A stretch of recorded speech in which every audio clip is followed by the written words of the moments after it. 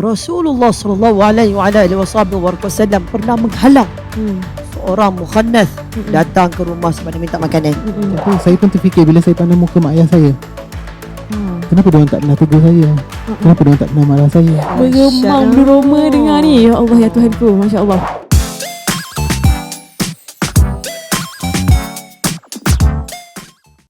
Mak dah tak kuasanya, mak nak jadi straight, mak nak berubah. Jangan keliru penonton semua. Saya masih Ellie Arifin, seorang wanita tulen dan bukannya maknya. Alhamdulillah. Cuma tadi tu Ellie cuma berdialog semula lah. Itu adalah antara mungkin bibit-bibit dialog daripada seorang maknya berkata-kata kepada rakannya untuk berubah. Maksudnya maknya ini ingin berubah kepada kejadian asal mereka, iaitu seorang lelaki. Jadi Assalamualaikum semua yang sedang menonton Borak Bibir Merah bersama saya. Hari ini tajuk perbualan kita ada sedikit sensasi dan juga panas berkaitan dengan maknya. Ini dia antara topik yang orang sedang berkata-kata, golongan yang sedang hangat di dalam media sosial terutamanya. Jadi hari ini kita tak nak kongsikan benda-benda negatif. Kita hanya nak bercerita tentang maknya yang telah pun sedar daripada perbuatan mereka dan kini kembali kepada fitrah asal. Okey, yang demikian kita bersama dengan dua panel kita, tetamu yang sangat istimewa lah Eli boleh katakan, sebab yang seorang ni Eli dah kenal lama sangat. Lama kan tu. Dan seorang lagi adalah seorang yang memang kita tak perlu disangkalkan lagi ilmu tentang agama dan segala orang kata knowledge yang beliau pernah kongsikan kepada kita semua. Okey, kita sekarang ni ada Muhammad Khalil Muhammad Yusof atau dalam industri solekan dikenali sebagai Amy Cantik. Apa khabar? Assalamualaikum. Waalaikumsalam. Okey. Dan juga Amy pernah menjalani kehidupan sebagai seorang maknya dulu. Okey, itu yang kita akan kupaskan hari ini. Dan juga kita bersama dengan Ustazah Sharifah Khasif Fazilah, seorang pendakwah yang sangat terbuka dan sangat sporting ya, boleh katakan, untuk berborak tentang topik berkaitan maknya ni. Apa khabar Ustazah? Alhamdulillah sihat. Sihat. Alhamdulillah. Cantiknya hari ni. Terima kasih, kita bunga-bunga hari ni ya. Tak sangka. Tema-tema kita. Okey Ustazah, sebelum kita cerita lanjut tentang topik ini, saya nak tanya kepada Amy dululah ya. Mungkin Amy dulu pernah orang kata berada di dalam kancah maknya itu sendiri. So mungkin Amy boleh kongsikan sedikit liku-liku perjalanan yang membuatkan Amy terjebak dalam dunia maknya ni. Saya terjebak untuk hidup dalam golongan maknya ni lama daripada saya kecil lagi. Daripada kecil? Yes. Maksudnya naluri tu daripada kecil? Yes, naluri tu daripada kecil. Okay. And then bila saya dah besar pun masih lagi macam tu. Masih saya suka benda cantik. And then saya suka akan kecantikan seorang wanita. Dan saya nak jadi macam diorang. Okay. And then bila saya dah jadi macam diorang, saya dah mungkin lebih cantik daripada diorang. And then bila sampai satu tahap, saya pun terfikir bila kehidupan kita masih lagi menjalani kehidupan macam tu, saya pun terfikir bila saya pandang muka mak ayah saya, kenapa diorang tak pernah tegur saya? Kenapa diorang tak pernah marah saya? Pernah satu ketika saya tanya mak saya, dia kata, sebab kau anak mak, kau dah daging mak, baik buruk kau anak mak. Masih lagi saya still hidup dalam keadaan macam tu, bercampur dengan kawan, hidup dalam keadaan yang macam tak tahu hala tuju. Memang kalau orang tengok maknya ni happy, kita menghiburkan orang, kita mengembirakan orang. Tapi bila kita balik rumah, kami akan menangis sebab kami tak tahu mana kami sebenarnya. And then sampai ke satu tahap saya berumur 31. Saya mula terfikir, sampai bila aku nak hidup macam ni? Dan saya pun lupa akan solat. Tapi saya masih tak solat lagi, saya masih tak berubah lagi. Lama kelamaan saya menjalani satu syuting di Kuala Pilah. Dan saya ada perasaan sedih setiap hari selama 2 bulan without reason. Dan kadang saya terfikir, saya kata kenapa saya mesti nak menangis? Tak ada apa sebab pun. Tapi bila saya terfikir balik, ada kawan saya kata, cuba kau solat. Mungkin solat tu boleh hilangkan kesedihan, boleh hilangkan segala-galanya. Tapi saya tak tahu solat, saya lupa. Saya telefon kawan saya kata, babe, aku nak solat tapi aku lupa. Cuma kawan saya kata, Alhamdulillah, Astaghfirullahalazim. Dia berkata, kau niat dalam bahasa Melayu, saja aku solat isyak 4 rakaat kerana Allah Ta'ala, Al-Fatihah setiap rakaat dan bagi salam, lengkap solat kau. Tapi dia kata jangan teruskan, kau belajar dengan penuh. Apabila saya solat malam tu, sehingga ke hari ni 5 waktu saya, Alhamdulillah. Alhamdulillah. Dan tapi satu saya cakap, setiap kita nak menuju ke jalan Allah, dugaan dia sangat-sangat perik. Sangat perik. Saya pernah rasa no single cents dalam poket saya dengan saya menyara 4 orang anak. Saya boleh hidup, tapi saya tabah. Saya solat, saya doa dan zikir. Zikir yang saya tak pernah lupa ialah La ilaha illallah anta subhanaka inni kuntu minaz zalimin. Itu adalah kekuatan saya. Dan saya still solat. Dan saya tanya pada ustaz, tanya pada rakan-rakan. Dia kata, Amy, kau jangan putus asa dan kau jangan balik pada fitrah kau yang dulu. Tetap dengan fitrah ni. Saya cekal sampai ke hari ni. Alhamdulillah, rezeki Alhamdulillah. Anak-anak Alhamdulillah jadi manusia. Dan saya berpeluang ke Tanah Suci. Saya berpeluang mendirikan masjid saya sendiri di kampung halaman. Allah. Saya ada sebiji masjid di kampung halaman saya. InsyaAllah. Dan sampai sekarang juga saya masih mencari siapa yang hantar saya ke Mekah. Oh. Saya tak tahu siapa. Maksudnya Amy ke Mekah tu? Saya tak tahu siapa yang hantar. Cuma ada orang call, dia kata bagi detail, awak akan ke Tanah Suci pada sekian-sekian hari bulan. Dan bila saya call balik, satu perempuan jawab, dia kata tak apa. Orang tu kata tak payah jumpa dan niat dia dah sampai untuk hantar awak. Oh, Masya Allah. Yang masjid tu macam mana boleh? Masjid tu puncanya, saya di kampung. Masa tu saya dengan dugaan Allah, saya no single cent. Saya pergi mencari ikan, mencari pucuk-pucuk kayu untuk jual. And then no job, tak ada job apa pun. Setiap sekali saya akan lalu di masjid lama yang dah nak roboh.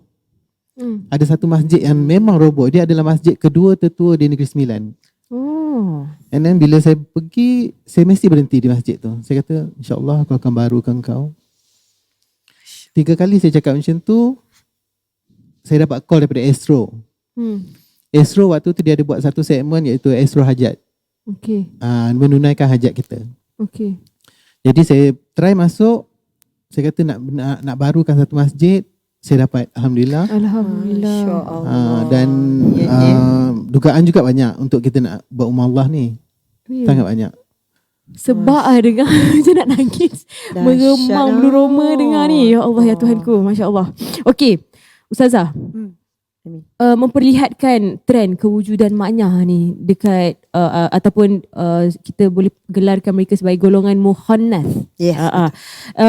Bagaimana Ustazah nampak situasi ini semakin berleluasa sehingga ialah dia secara tak langsung mencalarkan imej Islam itu sendiri sebagai agama rasmi di Malaysia kan? Betul.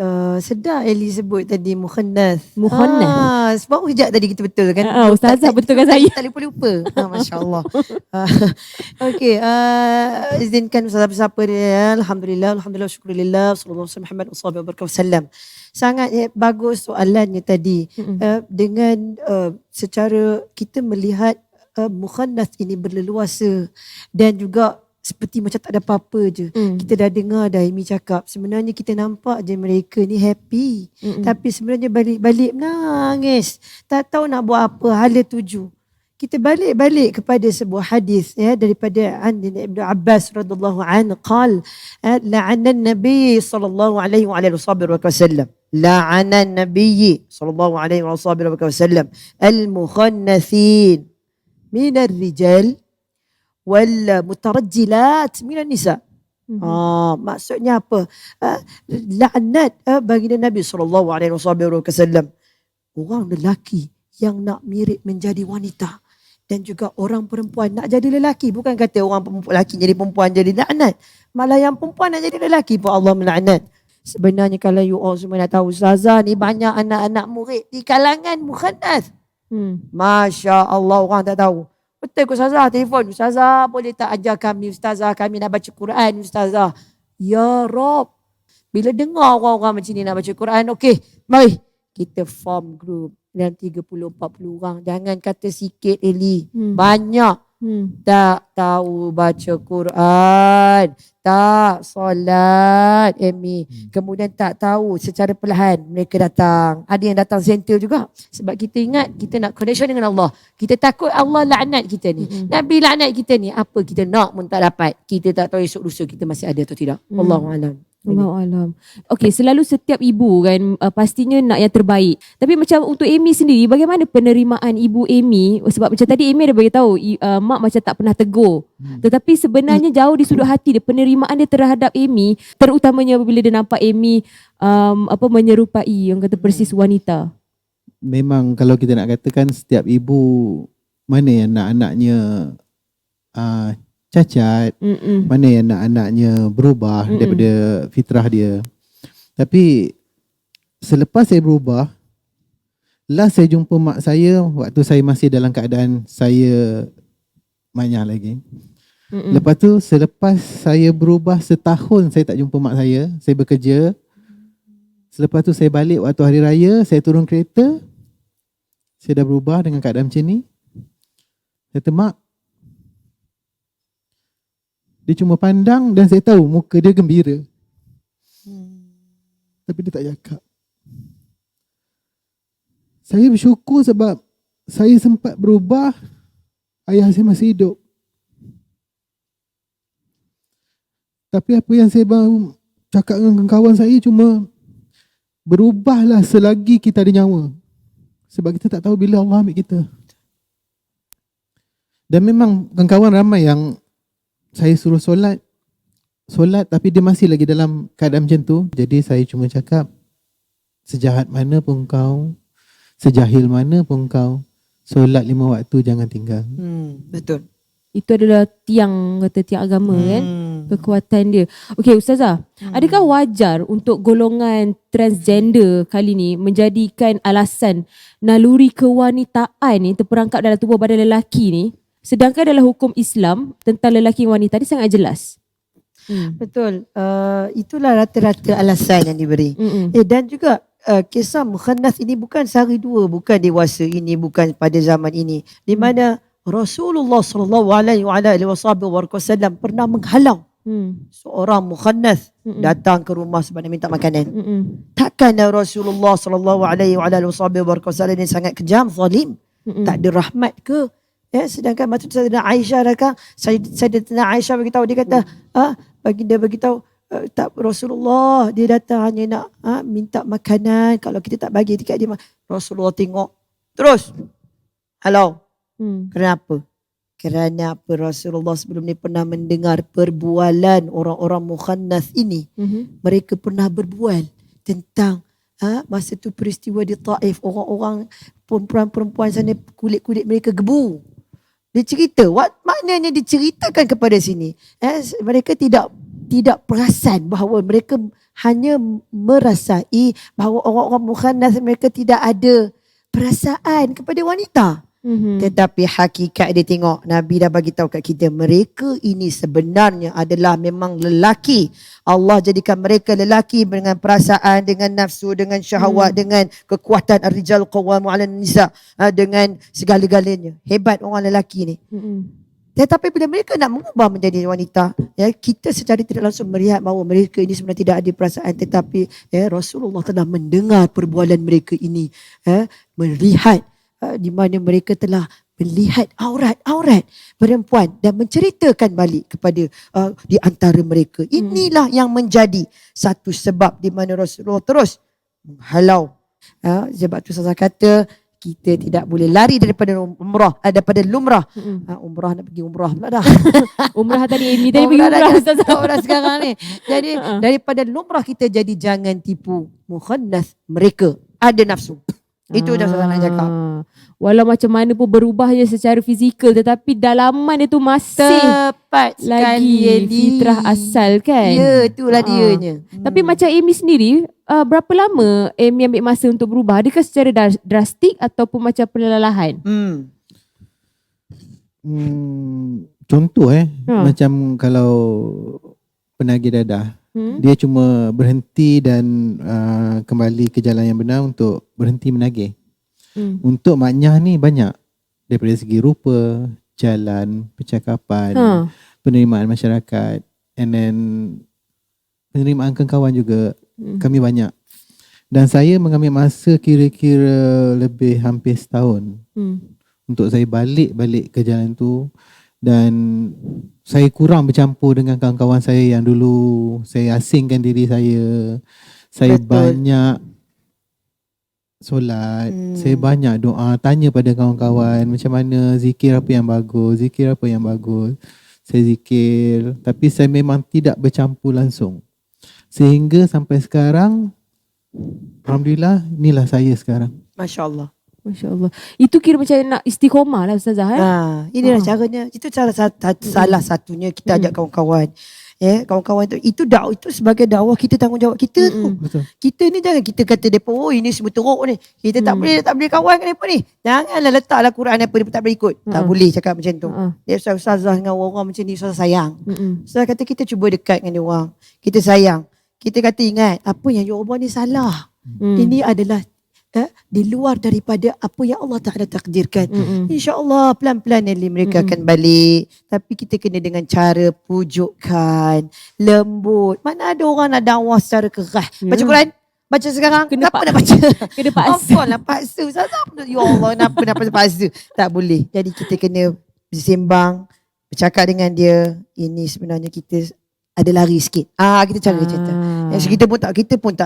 Kita pun tidak sempurna. Tapi kita mencari kesempurnaan. Untuk Amy sendiri kan, masa menjadi mukhannas tu, adakah kos perbelanjaan lebih tinggi berbanding dengan menjadi seorang lelaki sekarang ini, dan kenapa? Sangat. Masa saya dalam keadaan macam tu, kos penjagaan sangat tinggi. Ya ke? Sangat tinggi. Yelah, nak jaga kita jadi perempuan pun kita rasa macam banyaknya maintenance aku ni, nak kena baju lah, dengan rambut. kulit, dengan kuku, Betul. dengan rambut, dengan spa, dengan apa semua, kita sangat tinggi. Dalam sebulan saya laburkan hampir dekat 3,000 untuk badan saja. 3,000 sebulan. Masya Allah. And then bila saya balik ke fitrah asal, saya rasa kos tu sangat kurang.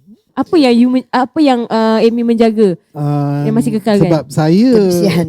sebagai seorang makeup artist, jadi penampilan untuk yakinkan artis untuk saya makeup adalah penampilan Kebersihan saya. lah ya. Kebersihan lah. Yes, very good. Tetapi kalau macam Ustazah, dari perspektif Islam sendiri pendekatan ideal yang boleh digunakan bagi menangani budaya ini sebelum hak wanita dan hak lelaki dicerobohi, apa pendekatan dia? Kita berbalik kepada Al-Quran dan As-Sunnah lah ya. Yang pertama, Rijal Qawwamun 'ala Nisa, itu dah bagi tahu siap-siap dah. Orang lelaki ni kuat. Dia kuat daripada perempuan. Ya Allah, apa lagi yang kita nak? Itu je sebenarnya. Mereka ni sangat kuat. Jadi antara pendekatan yang boleh kita ambil kan, kita jangan lari daripada lumrah. Ya. Dan kedua, kita ambil daripada iktibar daripada kisah-kisah para sahabat dulu. Bagaimana mereka buat? Apa kata kita kumpulkan antara idea. Ustazah ada idea juga nak buat. Sebab nak murid ramai. Apa yang Ustazah buat adalah Ustazah kumpulkan mereka ramai-ramai. Kita buat online class. Kita bersembang. Kita bercakap elok-elok kat mereka. Okey, hari ni siapa yang ada apa kita minta idea kat dia. Siapa ada masalah apa? Dia kena cerita. Dia kena cerita dan kita kena menjadi pendengar yang setia kepada mereka. Sebab kita nak dengar apa masalah mereka. Nampak? But Alhamdulillah, you are on the right track.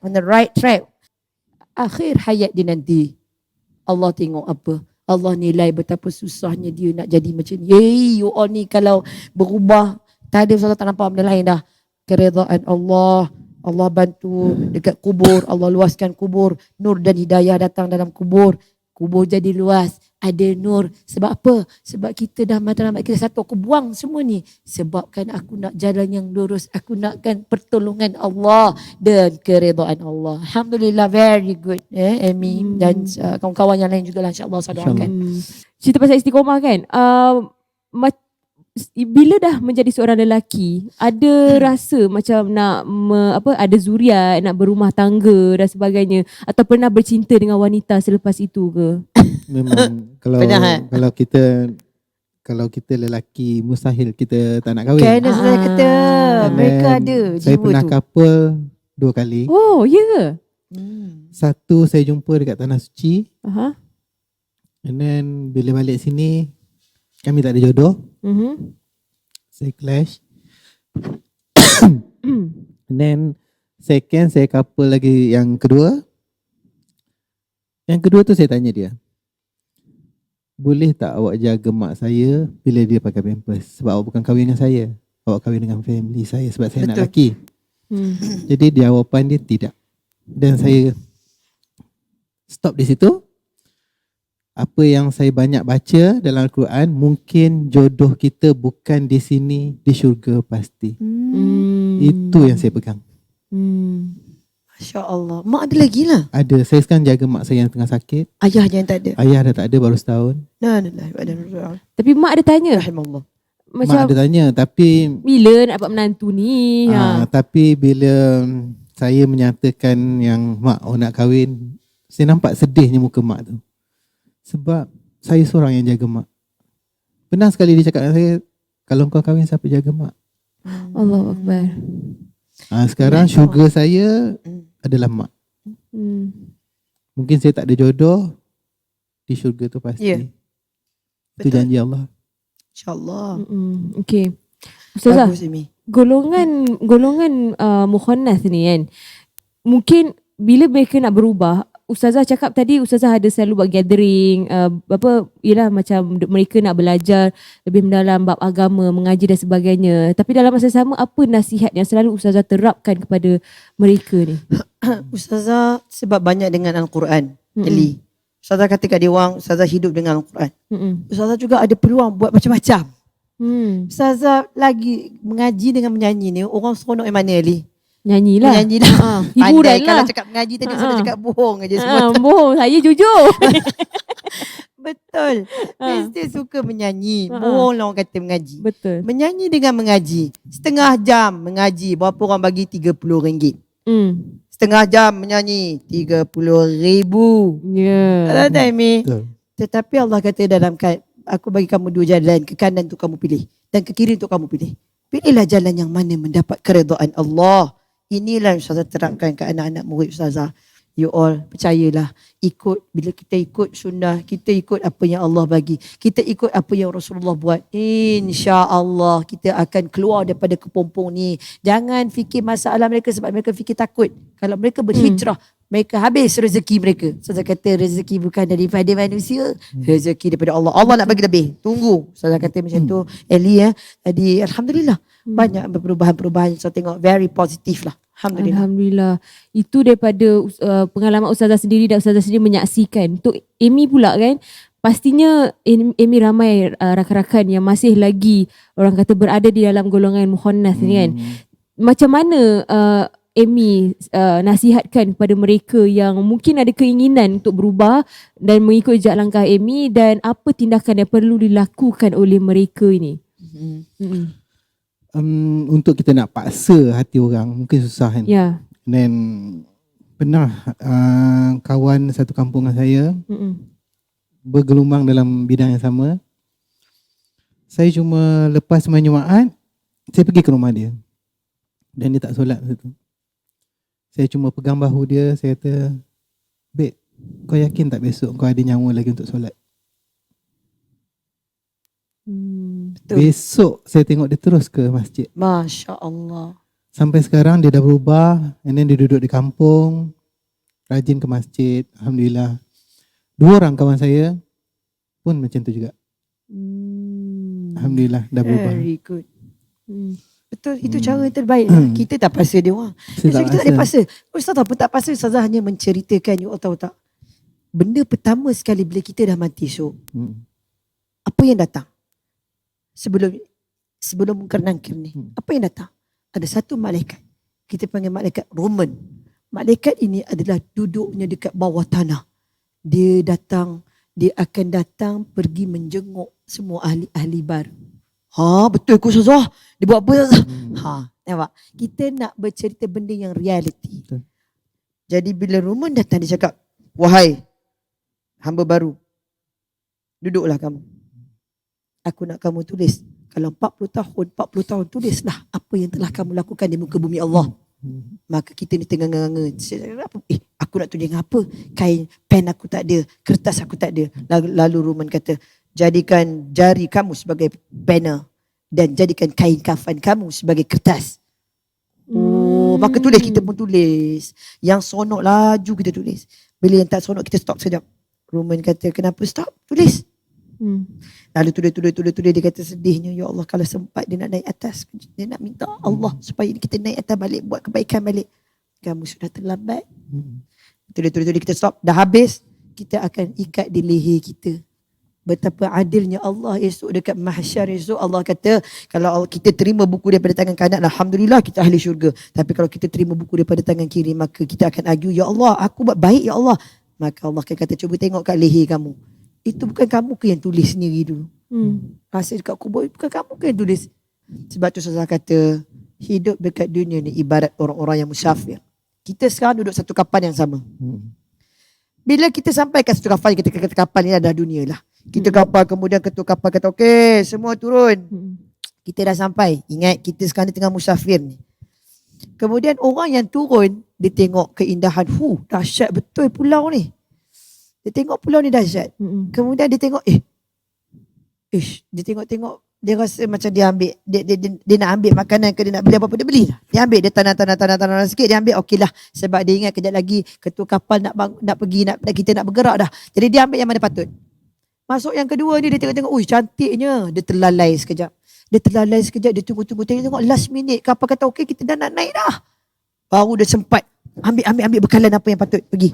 Masuk yang ketiga, dia tengok sampai dia tak teringat dia nak habis dah. Akhirnya yang ketiga tu lalai. Itulah ibaratnya kita. Akhirnya bila tiup Israel, bila datang ambil nyawa kita lalai sampai tak sempat nak ibadat dan sebagainya. Wallahu a'lam. Itulah. Itu yang, itu yang untuk berubah, Allah bagi kita umur sampai 40 tahun. Is it? Betul. Ya, melihat selepas 40 tahun kita tak berubah, itulah kita. Allahu Akbar. Okey, itu dah titik permulaan dia daripada umur 40 tahun. Baiklah. Sebenarnya kita banyak benda lagi kita nak borak ni. Tak puas sebenarnya nak tanya macam-macam soalan dekat Amy dengan Ustazah ni terutamanya. Tetapi malangnya ialah masa mencemburi kita. Jadi kita dapat borak di sini, dapat berkongsikan tentang topik hijrah maknyah ni sampai di sini saja di dalam Borak Bibir Merah, dan harapnya segala ilmu ataupun perkongsian yang diberikan oleh Amy dan juga Ustazah tadi dapat orang kata sedikit sebanyak membantu anda, terutamanya di luar sana yang sedang menonton, yang mungkin ada orang kata masih ada rasa untuk berubah, berhijrah, tetapi ada rasa macam proses terhalang dan sebagainya. InsyaAllah boleh orang kata menjadikan perkongsian ini sebagai satu panduan ya. Dan kepada anda juga, jangan lupa share siri Borak Bibir Merah ini serta like, follow dan subscribe di semua platform Sinar Plus. Jadi saya nak ucapkan terima kasih banyak-banyak kepada Ustazah dan juga kepada Amy. Terima kasih banyak-banyak. Harapnya segala kekurangan daripada kita ialah kita dapat sama-sama perbaiki pada masa akan datang, insya-Allah. Dan saya Eli Arifin. Kita jumpa lagi insya-Allah. Assalamualaikum. Bye.